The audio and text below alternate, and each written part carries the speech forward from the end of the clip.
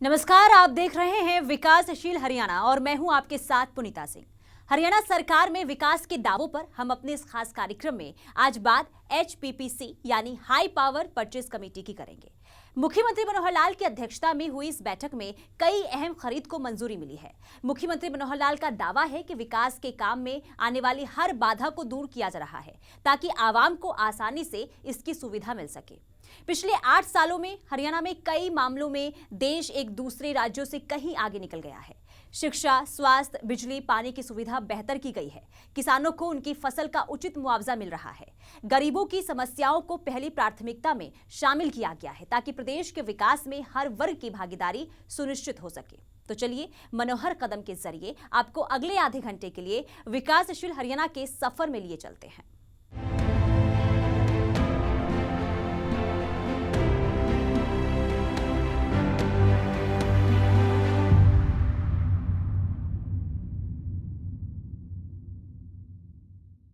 चंडीगढ़ में मुख्यमंत्री मनोहर लाल की अध्यक्षता में हाई पावर परचेज कमेटी की बैठक हुई। करीब 5 घंटे चली इस बैठक में कुल 28 एजेंडों में से 27 पर चर्चा की गई। इस दौरान विभिन्न विभागों के लिए करोड़ों रुपए के खरीद की मंजूरी दी गई। बैठक के बाद मुख्यमंत्री मनोहर लाल ने कहा कि खरीद प्रक्रिया में पारदर्शिता का पूरा ध्यान रखा जा रहा है।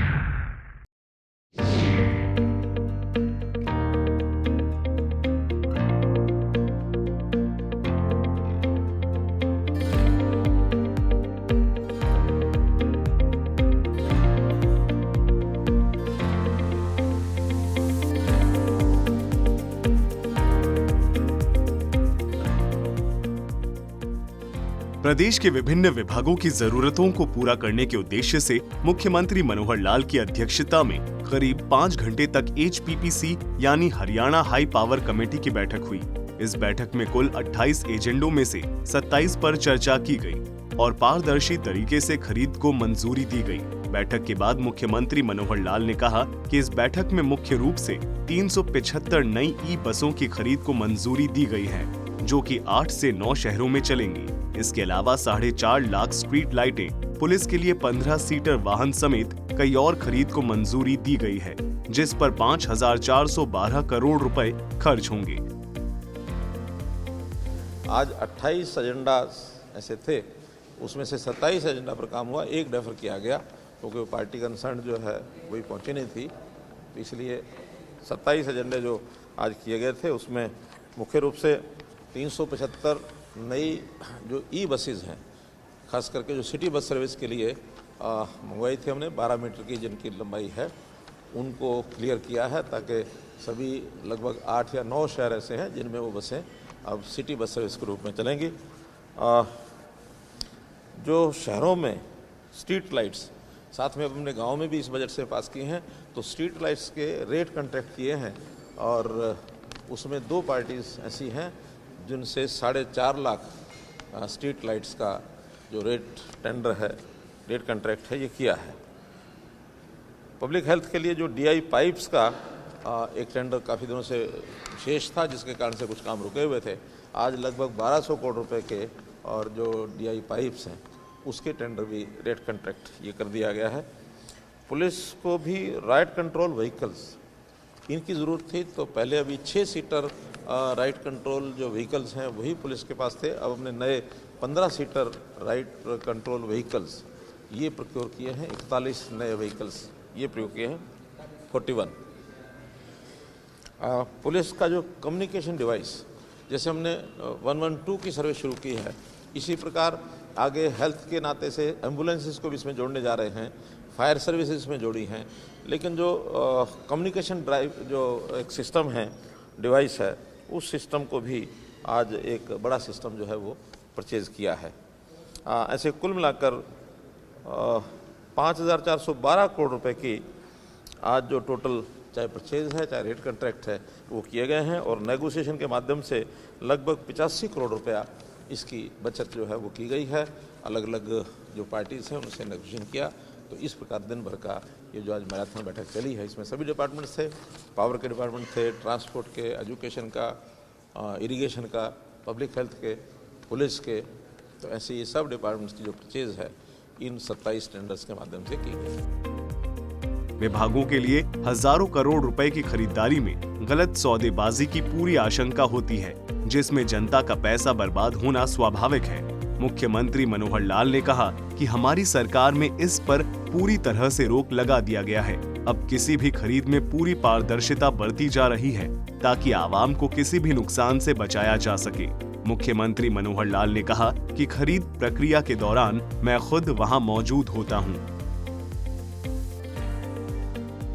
देखिए, क्योंकि ये डीलिंग्स जो होती हैं इसके अंदर कई तरह की जो पिलफरेज होती है, जो लीकेज होती है, कई तरह के अंदर सौदेबाजी हो जाती है। लेकिन हम तो एक एक व्यक्ति को और बहुत ट्रांसपेरेंट तरीके से, कई बार नेगोशिएटिंग जो पार्टीज होती हैं उन नेगोशिएशन में हम आमने सामने भी बैठाते हैं उनको कि भाई आप बोलो कौन सस्ता देगा, ये उसकी पैरामीटर्स हैं, उस पैरामीटर के ऊपर, और वो उस प्रकार से नेगोशिएशन करने के बाद अपना फाइनल अंतिम रेट लिख के देते हैं। उसके बाद हम दूसरे को भी ऑफर देते हैं कि इस रेट के ऊपर जो कम से कम रेट है आपको अगर मैच करना तो मैच करिए, क्वांटिटी बांट देते हैं। तो बहुत ट्रांसपेरेंट तरीके से सारा काम किया जाता है ताकि जनता का जो पैसा है वो बचना चाहिए। जैसे मैंने बताया, एक टेंडर में एक दिन के इस हाई पावर परचेज कमेटी में 85 करोड़ रुपये बचाया, और इस प्रकार की अगर 8-10 बैठकें हमारी साल भर में होती हैं तो 1000 करोड़ रुपया अगर हम इसमें मानो इस नेगोशिएशन से बचा पाते हैं तो हमको समय लगाने में दिक्कत नहीं है। हम बहुत बारीकी से चीज़ें करते हैं। आज हमारे फाइनेंस सेक्रेटरी को एक काम बताया था कि हम अंतिम दिन CCL की लिमिट लेते हैं, जिससे ये परचेज़ की जाती है प्रोक्योरमेंट, चाहे वो गेहूं की हो चाहे आगे चल कर चावल की होती है, वो CCL लिमिट हमको साल में अंतिम दिन लेनी होती है। लगभग 6000 करोड़ रुपया आज लेना था, सुबह से उसकी नेगोशिएशन चल रही थी। तो उसके जो रेट्स हैं, अलग अलग जो बैंक्स हैं या अलग अलग ऑर्गेनाइजेशंस हैं जो पैसा लेंड करती हैं, उनके रेट्स अलग अलग हैं। तो आज उस रेट में हमारे सेक्रेटरी ने 3 बार नेगोशिएशन की, अलग अलग जगह से बातचीत करने के बाद 14 करोड़ रुपये बचाए हैं आज एक ही डील में। तो इसका भी ध्यान रखते हैं और एक एक चीज़ हमारे से बात करते हैं। तो ऐसी चीज़ों को जब ध्यान करते हैं इसकी बचत बहुत होती है, करप्शन पर चेक लगता है और जनता का इसमें लाभ होता है। अन्नदाता की परेशानी किसी से छिपी नहीं है। बारिश की वजह से किसानों की फसलें बर्बाद हो रही हैं। मुख्यमंत्री मनोहर लाल ने किसानों को भरोसा दिलाया कि हमारी सरकार में किसी किसान को चिंता करने की जरूरत नहीं है। विभिन्न योजनाओं से मई महीने में मुआवजा मिल जाएगा। मुख्यमंत्री मनोहर ने पिछली सरकार की तुलना अपनी सरकार से करते हुए कहा कि 10 साल के हुड्डा के कार्यकाल में करीब 1200 करोड़ रुपए मुआवजा दिया गया था, जबकि हमने इतना मुआवजा केवल 1 साल में दिया है। देखिए, किसानों का जितना भी उनको खामियाजा होता है, उनको लॉस होता है, उनको कंपनसेशन हम देते हैं, और हमारा कंपनसेशन कल से पहले तक सारे देश में सबसे ज़्यादा था। पहले से ही 15,000 रुपये एकड़ हमने घोषित की हुई थी। केवल कल या 2 दिन पहले ही पंजाब ने इसको 15,000 किया, वरना वहाँ अब तक भी कम था। तो इस नाते से हम कंपनसेशन समय पर देते हैं। कोई उसमें किसी प्रकार की हैंकी पेंकी नहीं होती कि भी किसी का लॉस ज़्यादा हुआ और उसको हम कम कंपनसेशन देते हैं।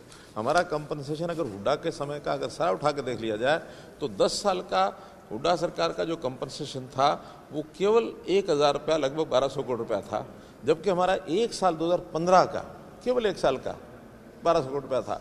इस बार भी कंपनसेशन ज़्यादा देना पड़ेगा, लेकिन किसान के नुकसान को हम जो है उसको बर्दाश्त नहीं करने देंगे। मतलब जितना भी कंपनसेशन में अधिकतम दिया जा सकता है वो उनको देंगे। अब तो एक सुविधा कंपनीज़ की भी है, जो प्रधानमंत्री फसल बीमा योजना की योजना में जिन लोगों ने बीमा कराया है उनको भी पैसा पर्याप्त मिलता है। कोई कठिनाई उनको ना आए उसके लिए मेरी फसल मेरा ब्यौरा पोर्टल बनाया है कि आपकी फसल कितनी है, कितने एकड़ में है, उसकी जानकारी पहले देते हैं। फिर क्षतिपूर्ति पोर्टल में 72 आवर्स के अंदर जब भी कोई नुकसान होता है उसके अंदर उसको एंटर करते हैं। पटवारी हैं, तहसीलदार हैं, वो उसको वेरीफाई करते हैं, और फिर बाद में जैसे ही फसल का सीज़न पूरा होता है उनको हम कंपनसेशन देते हैं। मई के महीने में सबको ये कंपनसेशन की राशि चली जाएगी। बता दें कि हाई पावर परचेज कमेटी की मीटिंग से पहले मुख्यमंत्री मनोहर लाल ने अधिकारियों और मंत्रियों के साथ सरसों खरीद को लेकर भी मंथन किया था।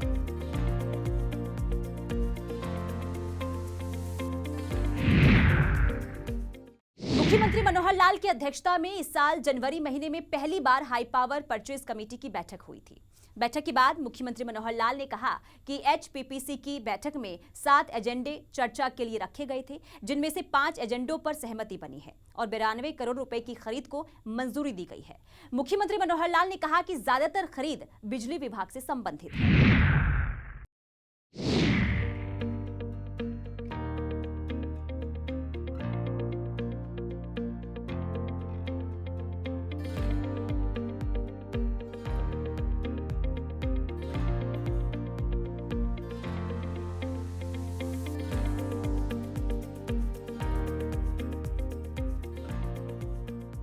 इस साल जनवरी महीने में पहली बार मुख्यमंत्री मनोहर लाल की अध्यक्षता में हाई पावर परचेज कमेटी की बैठक हुई थी। बैठक के बाद मुख्यमंत्री मनोहर लाल ने कहा कि एचपीपीसी की बैठक में 7 एजेंडे चर्चा के लिए रखे गए थे, जिनमें 5 पर सहमति बनी है और खरीद को मंजूरी दी गई है। मीटिंग में 92 करोड़ रुपए की खरीद को मंजूरी मिली है। बैठक में ज्यादातर खरीद बिजली विभाग से संबंधित है।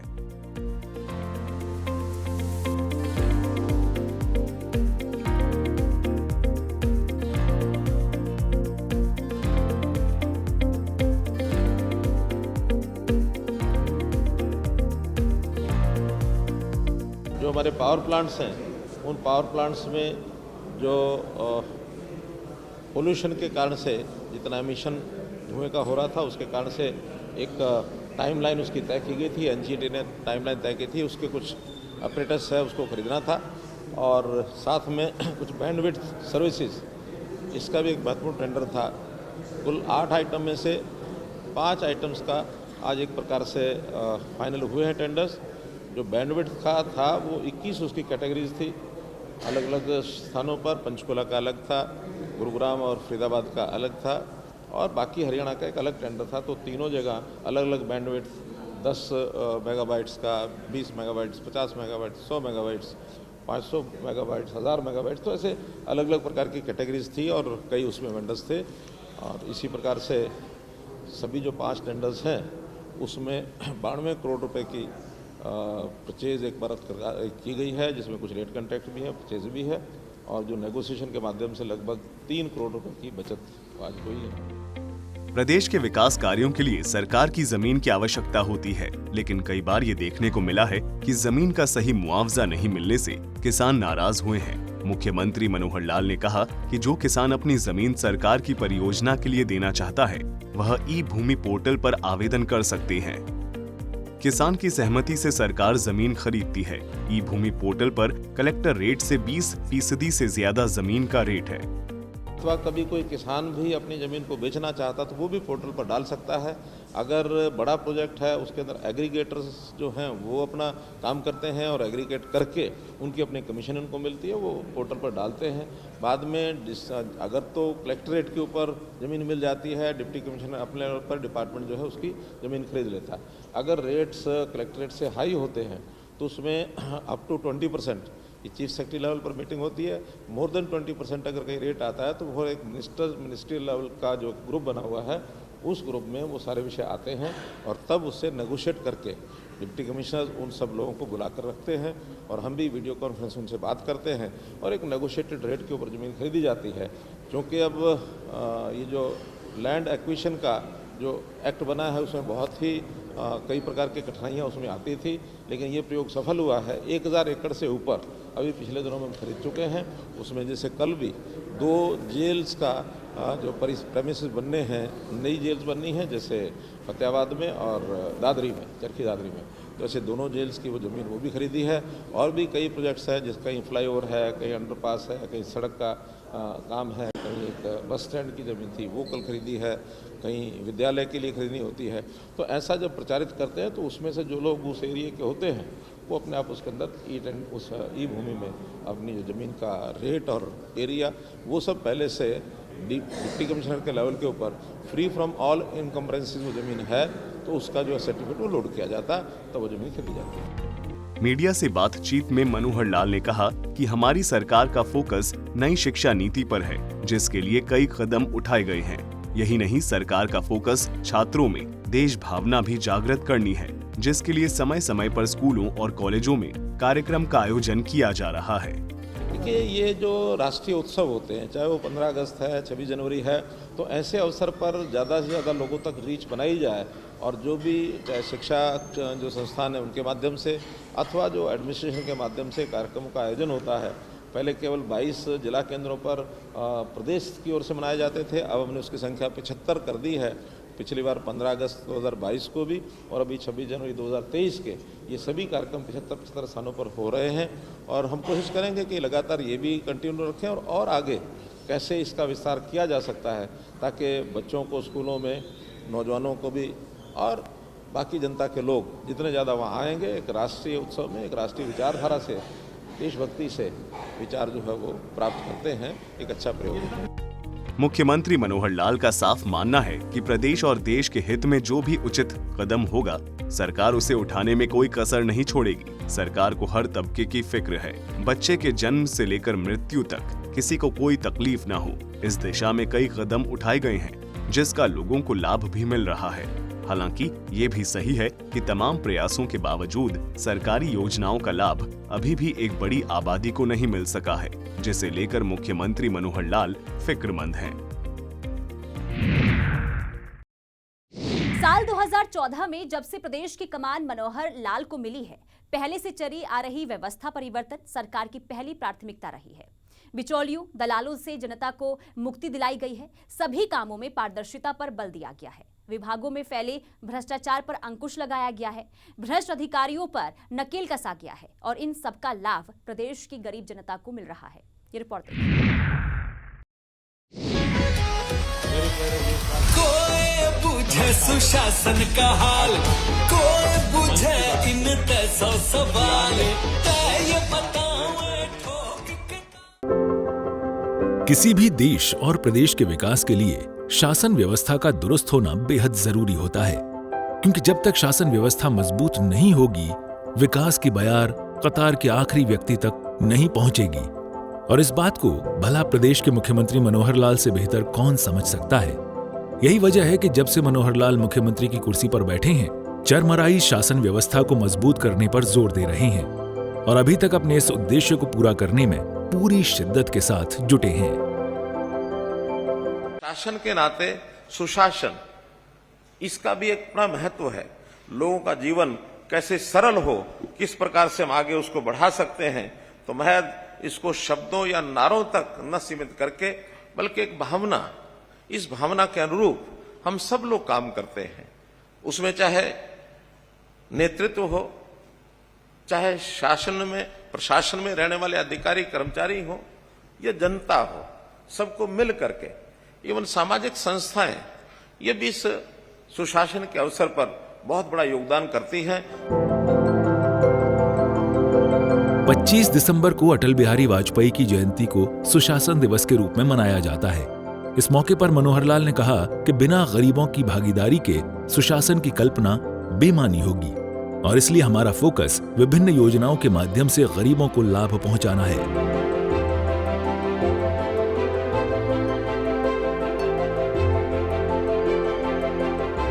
बीपीएल के परिवार, इनको अभी तक जिन लोगों को पीला कार्ड यानी बीपीएल के कार्ड पर राशन नहीं मिलता था, ऐसे बहुत लोगों की शिकायत होती थी कि ऐसे लोग जिनका राशन कार्ड बनना चाहिए उनका बना नहीं है और जिनका नहीं बनना चाहिए वो राशन कार्ड उनके बने हुए हैं।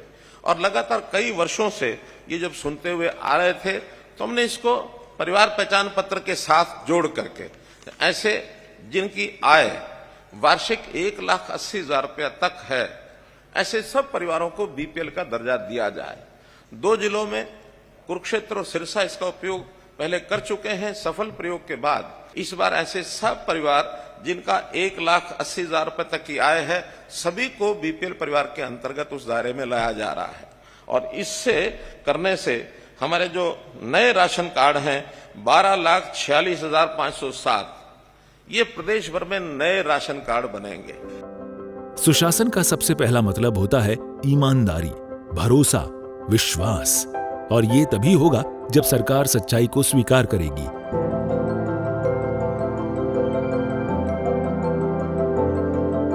ये बात भी ठीक है कि पिछले लगभग 11-12 वर्ष में जब से आईसीसीसी डाटा बना और आज 2022 11 वर्ष हो गए हैं, बहुत परिवार इस दायरे से ऊपर भी निकले हैं।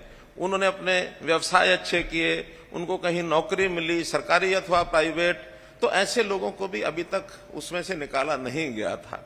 अब चूंकि स्वाभाविक है नए सिरे से हम उसका दायरा तय कर रहे हैं, तो कुछ कार्ड उसमें से कटेंगे भी सही। कटने का अर्थ ये नहीं है कि उनके साथ कोई अन्याय हुआ है, बल्कि सही मायने में देखा जाए तो ऐसे लोगों को संतोष व्यक्त करना चाहिए कि हम अपनी आय के उस दायरे से ऊपर निकल गए हैं कि जो गरीबी रेखा से ऊपर हो गया है। तो उनके लिए संतोष की, खुशी की बात होनी चाहिए।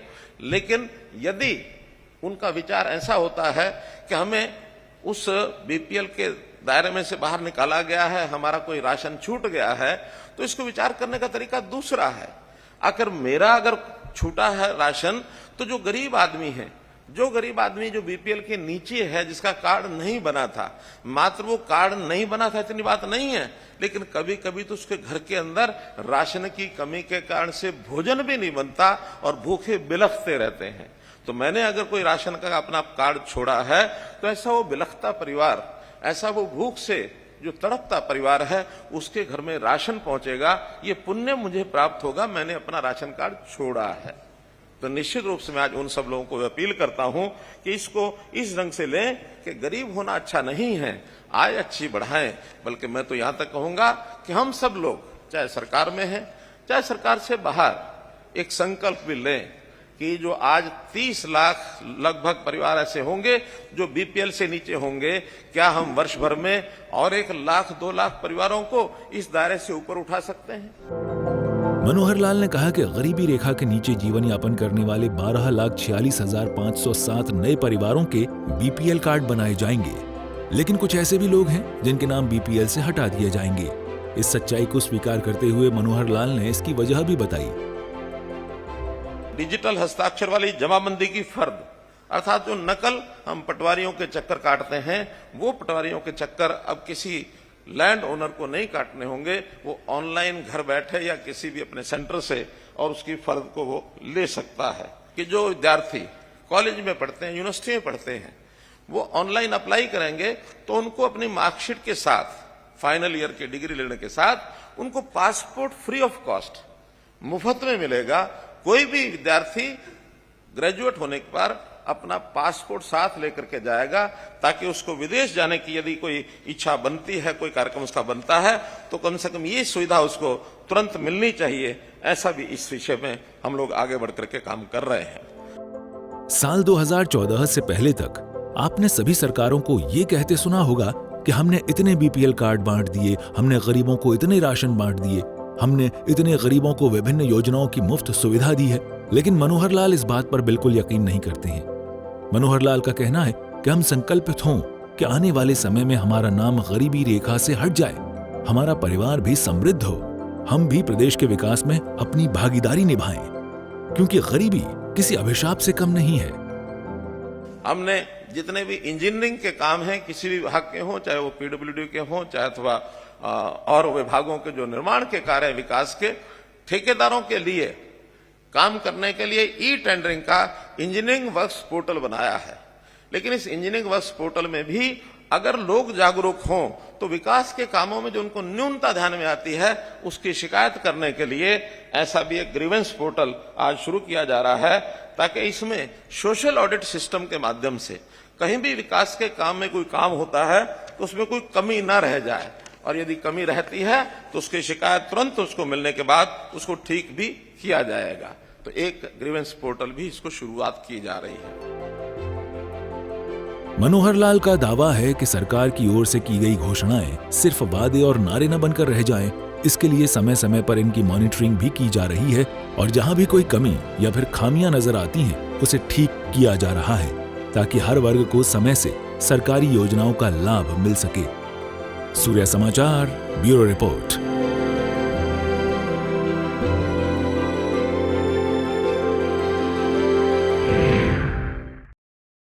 तो आपने देखा कि आवाम के हित में पिछले 8 सालों में मुख्यमंत्री मनोहर लाल हर फैसले खुद लेते आ रहे हैं।